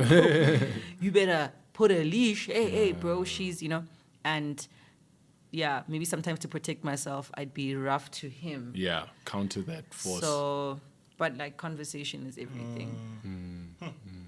All right. Sure. I think from my perspective, it's been really, really interesting because it's been a negative dance, right? It's been a relationship where a central theme in this relationship, now that I think about it, has been the definition of masculinity. So, and this is why it's oppressive. Boosie's like, this is what I expect masculinity to look like. But simultaneously, she's like, this is the kind of masculinity that I don't want. The other side, that's what I'm saying, it's a negative dance. On the other side, I'm like, yeah, this is the type of masculinity that I need to lean on into, but this is the kind of masculine I'm not. And like what I said earlier, I think the problem was in the externalities, because I think we sleep on how deeply entrenched in our fiber those things are. They are so deeply entrenched. I would say to Bongani, I think I'd say, just say to my friends, just in Jay, socialization is more powerful than conscientization, right? You can read bell hooks, you can read Biko, you can read Jesus, right? But the way that you grew up, the ideas that were entrenched inside of your mind will either invalidate or affirm those teachings. Exactly, right? Will always be more powerful than those teachings. Will always be more powerful because the socialization process is far longer. So you'll get to a place, for example, where you are so compelled by the literature, right? But you can't apply the literature. It's like going to church and it's so compelling listening to the sermon, but you can't apply it back home because how you've grown up and those notions have become so important that they've seeped into your subconscious, right? And there are actions and behaviors and thought patterns that you didn't even opt into them. The ones that you're opting into are inferior to the ones that you didn't even opt into in the first place. Yeah. And all of those things then play out in real relationships. They play out in your marriage. They play out as a couple between boyfriend and girlfriend. And so I think the day, and I won't even say like it was a specific day necessarily. It might have been many days. So the days where we were like, okay, cool. How can we make this relationship a space free from external toxic conceptions of relationships, of individuals, of masculinity, of femininity, right? Because in one aspect, the expectation would be Tammy has to be like this kind of dude. Sometimes I'd feel like, yo, Busi needs to be like this kind of girl. So this is what I need from a woman. I'm not getting this from a woman. What kind of a woman is this? Do you see what I'm saying? Again, the narrative, the debate, and the contention is based on the conception of a man and the conception of a woman. And that man and woman are ghosts in your relationship that are ever present, right? And the day you get rid of those ghosts, and the day you're like, actually, Busi, who are you? Yeah, who are you really? What are your insecurities? What are you secure about? What are your dreams? What are your goals? What do you care about? And I'm going to accept them. And I'm going to accept them, right? Vice versa. What do you need from me in light of what you've just told me about who you are? Do you see what I'm saying? Yeah. Vice versa. That conversation, whatever resolutions come out of that need to be as close to constitutional as possible. Because there, you've recreated a system that works for the both of you and that accommodates your humanity. Yeah. I think what's really helped us over the past year, shout out to Instagram, we've been looking pretty good, but our true stride of growth has probably been in the last 2 years when, we settled into our spiritual journey. Right? And the relationship became about something much bigger than my needs as Tamsanga and her needs as Busisiwe. You know what I'm saying? It became, we were created for dominion, and this is what it looks like. This is what you need to focus on. It's far bigger than you. This is what a family institution means for the world in general. You need to make this work. But the only way you can make it work is if you accept each other's humanity. That's the only way it's sustainable. Sure. Do you see what I'm saying? So I think when people get into a relationship, there needs to be very deep, exacting reflections about what they're getting into. Yeah. This shit is deep, dog. It's pretty serious. You know what I'm saying? It's pretty serious. Like it's not cute, it's not romantic in the strict sense. Yeah. Right? It's actually very deep. And just necessary for many bigger reasons than the both of you. Yeah. So you have to make it safe for the two of you as well. So so I think that I think from my side that sums up our journey, dude. Like it's been long, it's been arduous. And hence I'm saying shout out to the gram because that stuff looks good, boy. You know what I'm saying? Like when you're like, couple goals, blah, blah. Oh, look at Tammy and Busi. Oh, Tammy and Busi did it. Oh, look at they have such a cute son. What a long name. Nice name for your son, blah, blah. You know what I mean? Like dog, there's so many, there's so many things that like are so cool from a PR point of view. But like, again, even at some point, that stuff was a ghost in our relationship. Wow. Yeah. Yeah. You know what I'm saying? So many things need to be unlearned all the time, bro. But like at the end of the day, when you go to bed, it's you and her. Yeah. When you wake up in the morning, it's you and her. Right? And it's and if you're committed to that being the reality for the rest of your lives, you need to be having the important conversations. It needs to be safe. Sure. Why am I needed here again? Man, this is incredible. Wow. Okay. The only perspective that I feel like contributing here is for the last couple of years, I've been the resident third wheel for both relationships. And I take a lot of honor in that. And here's why. A couple of years ago, I had breakfast with a former mentor of mine, or still current mentor figure, Dumi's cousin, Itu, and he told me something so deeply profound that I'll never forget to this day about relationships. And I think it's some of the only relationship advice that's really endured the test of time as far as what I still believe to this day. And he was the first person to describe relationships as an institution, right? An institution that doesn't just involve you two, but it's an ecosystem that involves families and friends and so on. And how important it is to communicate your standards to everyone in your institution so that they can hold you accountable to that. Yeah. Right? So, for example... And no other standards. And exactly. Not theirs. Most importantly, not theirs, right? Which is something I struggled with. I'd always imposed my standard on... And so what happened after that is that we, just even as Jen, started establishing basic rules. Like, if you ever mess up, I'm giving you a 7-day window to tell your partner or else I'm telling them, right? That's a very firmly established rule amongst the three of us where I'm not just friends with you, but if you want me to be friends with your partner and I now have independent friendships with the both of you, very close friendships at that, I don't owe you anything as my boy. Yeah. I owe you a relationship a lot. An amazing point to make. So, as the resident third wheel, what I found myself doing is being in a position where two things. One, both of these relationships have established that there's no, it's like there's no shallow reason for us to leave, right? Yeah. You guys have even stopped using things like non-negotiables or I'll walk out, right? You guys have, you've taken away so many lines to really make these relationships work. I mean, you two have been together for about going on 4 years now.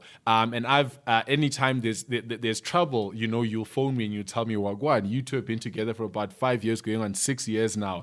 And I've heard all of those things where I was like, man, if he comes to me and tells me this is it, I'll accept it. But not once did you guys ever do that. Not once. There's this overarching sentiment that this has to work, not for the sake of, but because we really love each other and we know what's on the line here.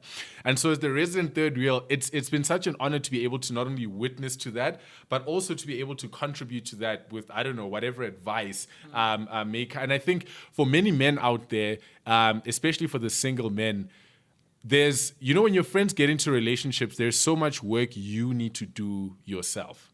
There's so many things you need to unlearn yourself.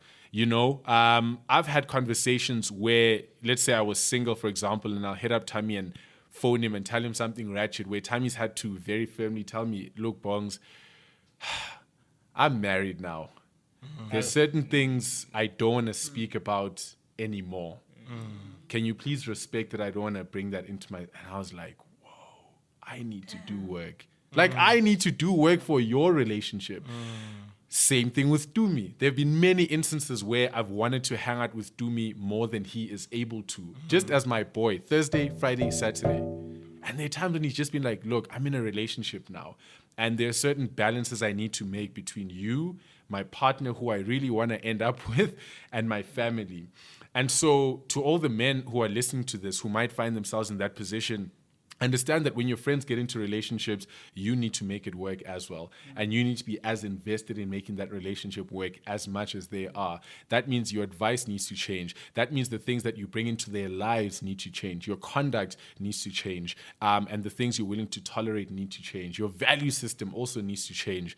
And for me, it hasn't been a drag. It hasn't been a burden. Otherwise, I would have left. Like, I've had many options to leave and find.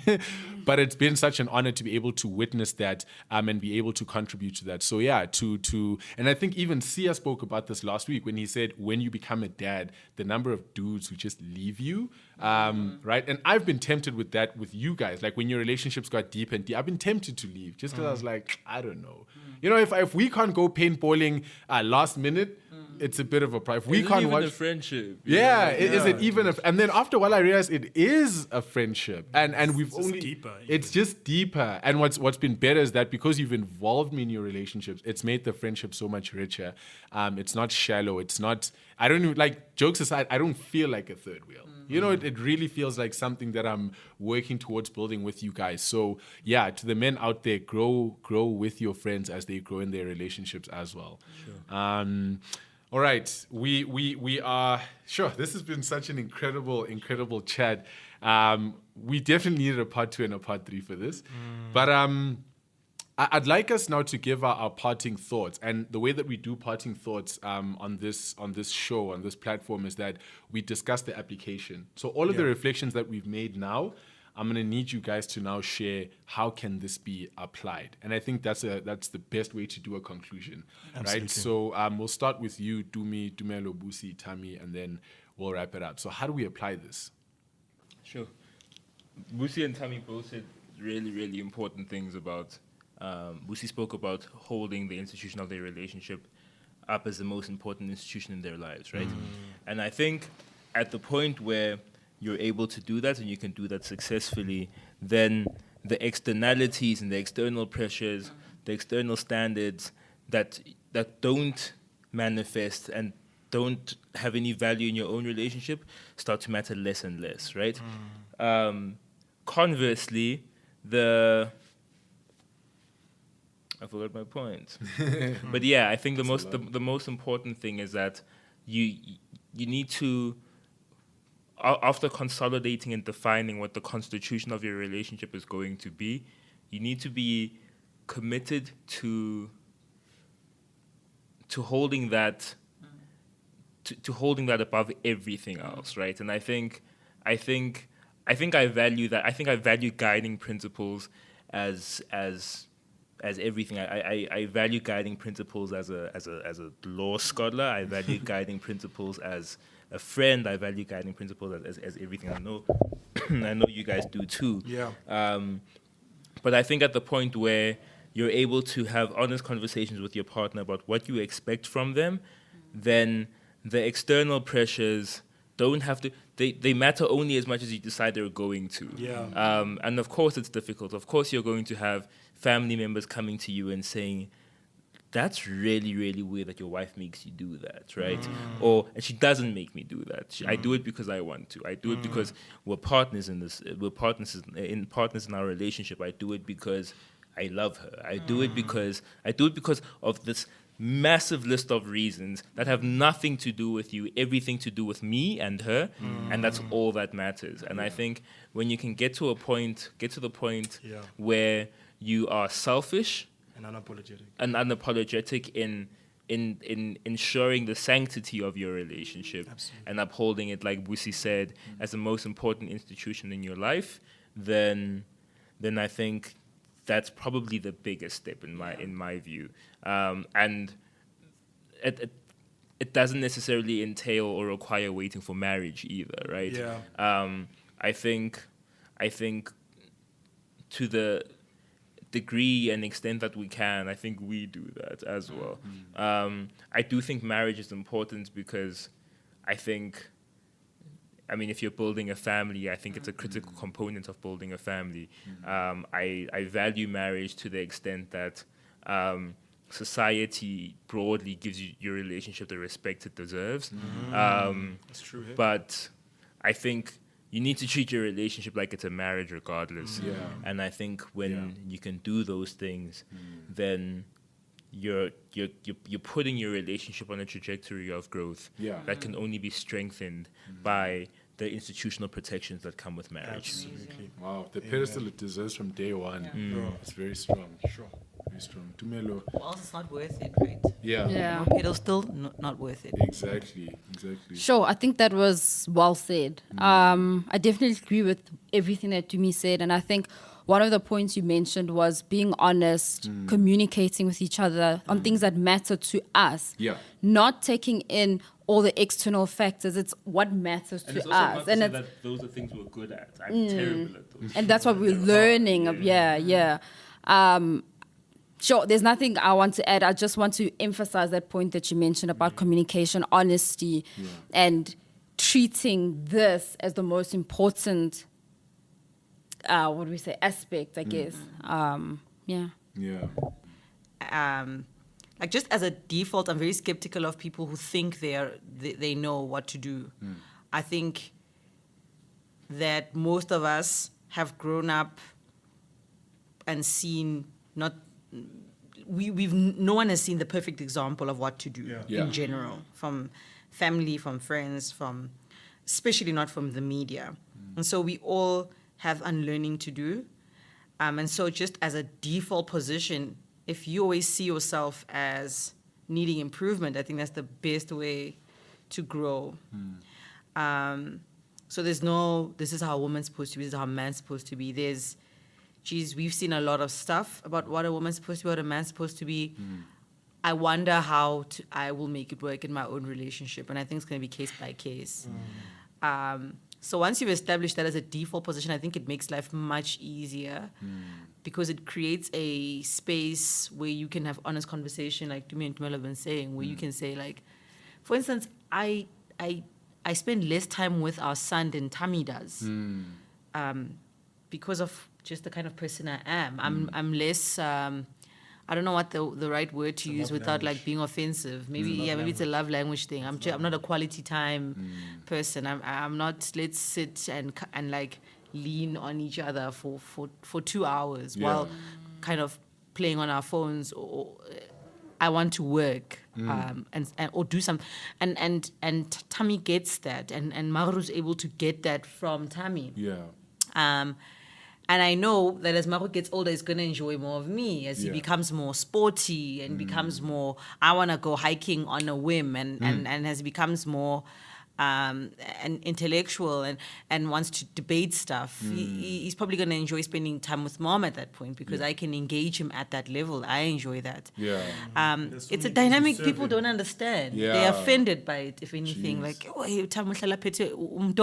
it's like, it's our norm. It works for us.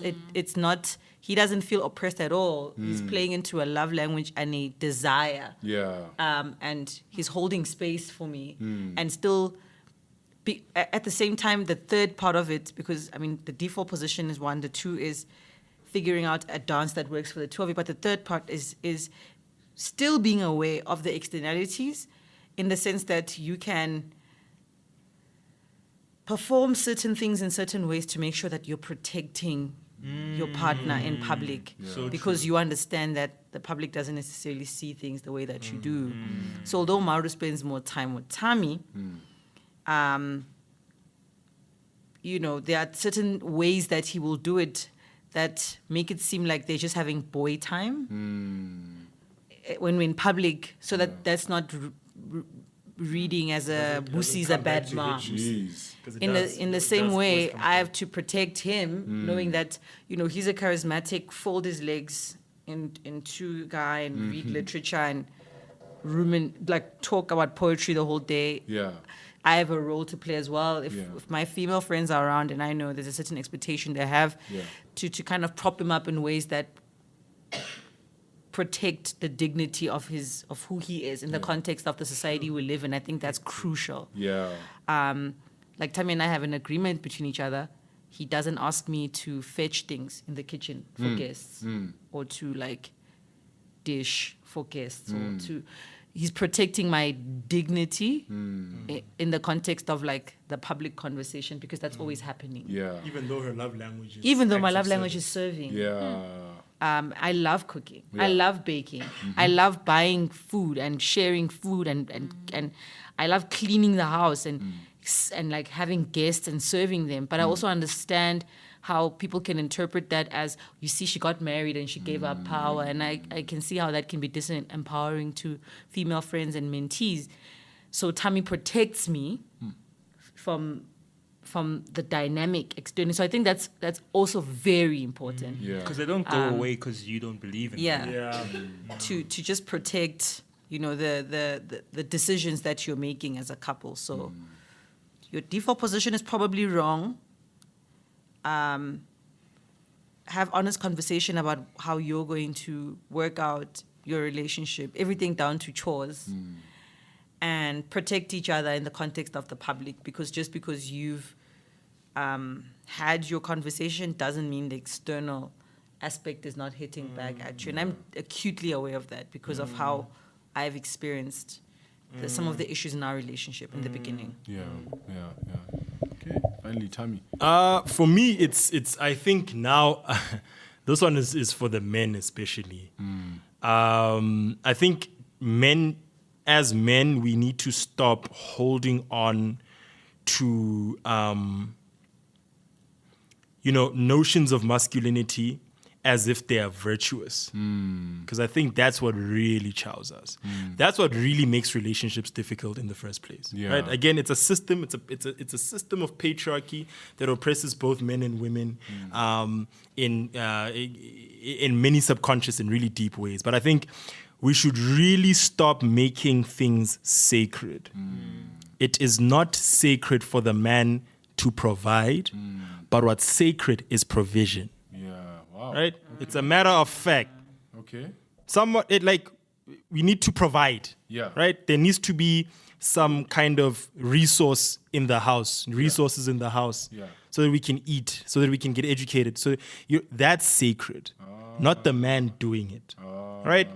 Protection is sacred. Yes. Right? You need to protect each other. Yes. Right? In the best ways you know how to protect each other. Wow. right? Protection is sacred.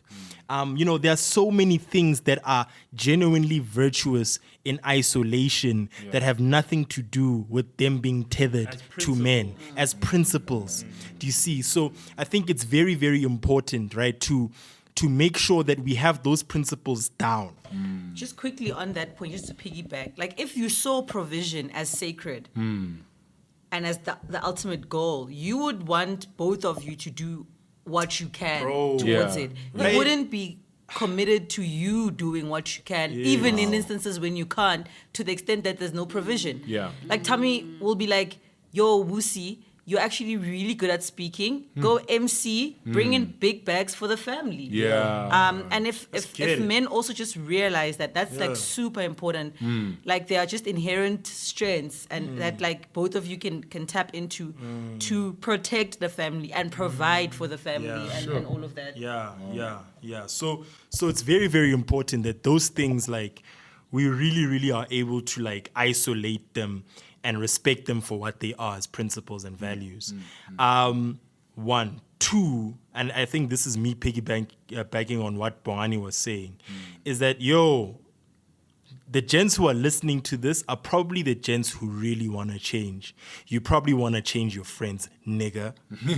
No cap. Because the reason why we're able to have these conversations is because we are our friends. So it's a bunch of oaks that want to do better. Right? So you must surround yourself with other dudes who want to do better. Surround yourselves with women who want to do better. Date women who want to do better. You must have the ambition to see through the life that is, the best imagined life for this society. You must just have that ambition, for goodness sake. And part of that is finding and choosing the right people that you can surround yourself with. The people that you break bread with are those people that can really, really chow you. So I think, from my side, those are the big things. Wow. Thank you so much to all four of you for this. Just generally, thank you for the episode. I think, the whole goal of this platform, again, is to be as vulnerable as possible. It's not to put on a show. And it's weird how things just unravel. Like, we start off with this agenda and 3 questions, and then eventually you're like, man, I suck. I need more therapy than I thought, right? And but again, to the audience, we're trying to demonstrate to you guys that just because we're doing this work doesn't mean we're perfect.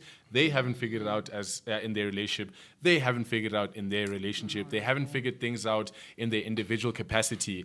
But what I do want to say, just as a closing thought about these, both the reflections and relationships, as millennials, we're so unforgiving, A, to ourselves, and 2, to other people. I think as millennials, we're probably the worst generation when it comes to forgiveness as a concept. Redemption. And redemption and all of that. But it's funny how as millennials, the one space where most of us, regardless of your beliefs and your values, the one space where we learn the importance of redemption, where we learn the importance of growing and humanity is in relationships, right? You can go on social media and cancel 5 people for doing something, but your partner, and you just look at your partner and you're like, would I walk away from them if they did A, B, and C? And sometimes it's hard.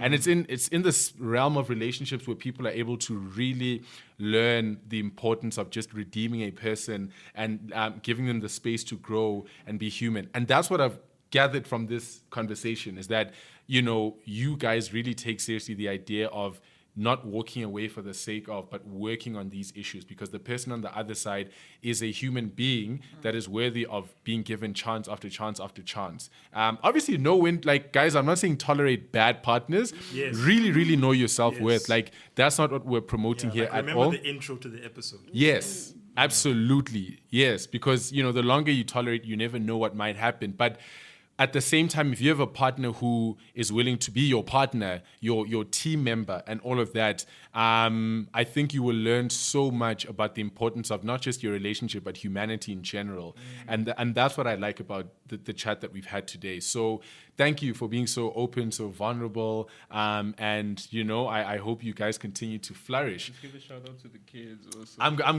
gonna, this is where I am. So a big shout out to Busi Mkhumbuzi for digital marketing and cover art. She's right here with us. A big shout out to Tato for putting together the podcast so well. Thank you to Thabo for doing the sound. Thank you to Lihlogonolo Mpaganyane, I'm saying his full government name, for handling our camera. These guys are two young men who are sacrificing their Saturday afternoon to help defeat, toxic masculinity from a very young age. So thank you, both of you, gents. And please subscribe to the podcast on Spotify, Apple Podcasts, Stitcher, or any of your favorite platforms. And please remember to give us a 5-star review and leave a comment. And please share the podcast with your friends and your family. We'd like as many people as possible to engage with this content. 5 stars only. 5-star only. 5-star review, you can keep it. Please. And reach out to us via the survey in the episode, as well as the podcast description. And that's it for this episode. Thank you so much for And listening. also shout out to Luyolo for editing. Yes, thank you, Luyolo, for editing. Thank you to anyone who is involved. If you're part of the crew, Shout out to you still. thank you to our mamas for birthing us. I don't know, but just thank you to everyone who put this together. We really, really are grateful for that. And that's it from the Learning and Unlearning team for this week's episode.